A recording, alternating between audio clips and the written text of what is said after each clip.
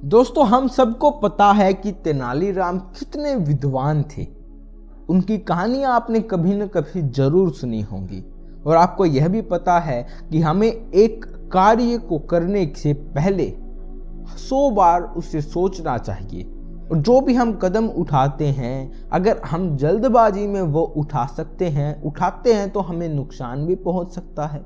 इसलिए परिस्थिति व आसपास की चीज़ों को देखकर ही सूझबूझ से काम करना चाहिए और इस तरह से काम करने में तेनालीराम मशहूर थे, क्योंकि वह हर वक्त उनके मन में बहुत सारे विचार चलते रहते थे और वो सूझबूझ से बहुत ज़्यादा सोचकर अपने विचारों को अपने दोस्तों या किसी के सामने प्रस्तुत करते थे।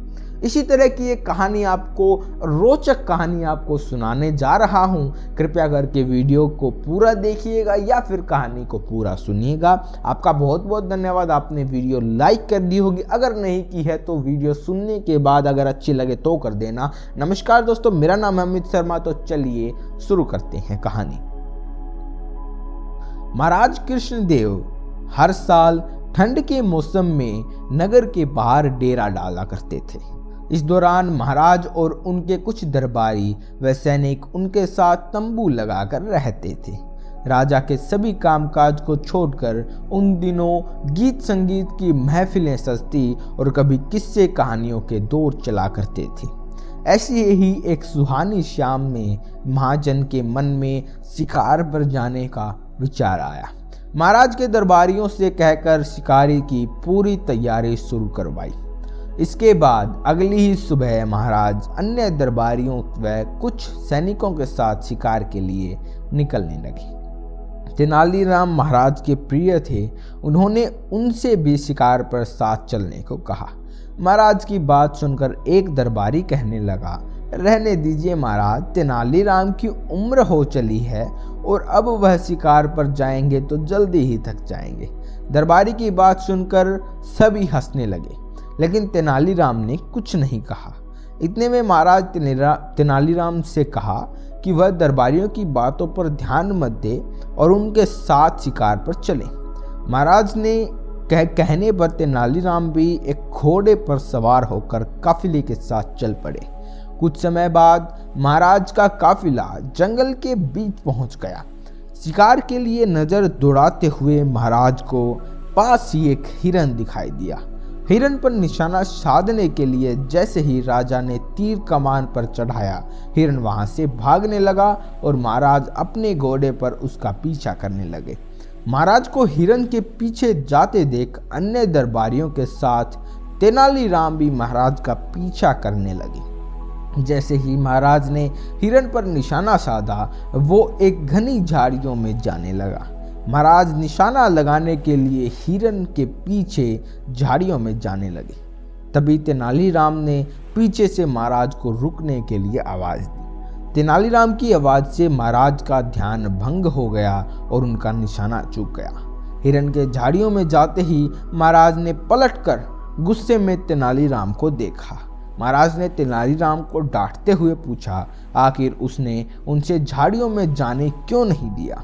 नाराज होते हुए राजा कृष्णदेव ने कहा कि उसके चलते हिरन का शिकार नहीं हो पाया। महाराज की डांट सुनने पर भी तेनालीराम चुप्पी साधे हुए थे। महाराज के चुप होने पर तेनालीराम ने एक सैनिक को पेड़ पर चढ़कर झाड़ियों के उस पार देखने को कहा। तेनालीराम के कहने पर सैनिक ने देखा कि वह हिरन जिसका महाराज पीछा कर रहे थे वो कटीली झाड़ियों में फंसा हुआ था और बुरी तरह से लहूलुहान है। काफी देर तक प्रयास करने के बाद भी वह हिरन उन कटीली झाड़ियों से निकल नहीं पाया और लड़खड़ाते हुए जंगल की ओर भाग गया। पेड़ से उतरकर सैनिक ने महाराज को पूरी आंखों देखी सुनाई। सैनिक की बात सुनकर महाराज को बड़ी हैरानी हुई। उन्होंने तेनालीराम के पास बुलाया और उनसे पूछा कि क्या उसे पहले से पता था कि वहाँ कटीली झाड़ियाँ हैं। महाराज की बात सुनकर तेनालीराम ने कहा, जंगल में कई ऐसी झाड़ियाँ होती हैं जो व्यक्ति को लहूलुहान करके अधमरा छोड़ सकती हैं। मुझे शक था कि आगे ऐसी झाड़ियाँ हैं जिन्हें हम शिकारी झाड़ियाँ भी कहती हैं। तेनालीराम की बात सुनकर महाराज उसकी सूझबूझ के एक बार फिर से कायल हो गए। महाराज ने अन्य दरबारियों की ओर देखते हुए कहा कि तुम लोग नहीं चाहते थे कि तेनालीराम शिकार पर आए, लेकिन आज उसके कारण मेरी जान बची है। महाराज ने तेनालीराम की पीठ थपथपाते हुए कहा कि तुम्हारी बुद्धि और सूझबूझ का कोई मुकाबला नहीं है और मुझे माफ कर दो कि मैंने तुम्हें डांट लगाई। तेनालीराम ने मुस्कुराते हुए कहा, कोई बात नहीं महाराज, यह तो मेरा कर्तव्य था। कहानी से हमें सीख मिलती है कि जल्दबाजी में हमें कोई भी कदम नहीं उठाना चाहिए। जैसी भी परिस्थिति हो, हमें कदम सूझबूझ के साथ और सोच के उठाना चाहिए ताकि हमें आगे परेशानी ना हो। आपको यह कहानी अच्छी लगी होगी, हम आशा करते हैं। इस कहानी को लाइक कर दीजिएगा। मेरा कहने का मतलब है इस वीडियो को लाइक कर दीजिएगा, चैनल को सब्सक्राइब कर दीजिएगा और ऐसी ही कहानियाँ सुनने के लिए हमारे चैनल पर बने रहें। 2 कहानी और आ रही हैं, आप उन्हें भी सुनकर मज़ा ले सकते हैं। आपका बहुत बहुत धन्यवाद। जय हिंद।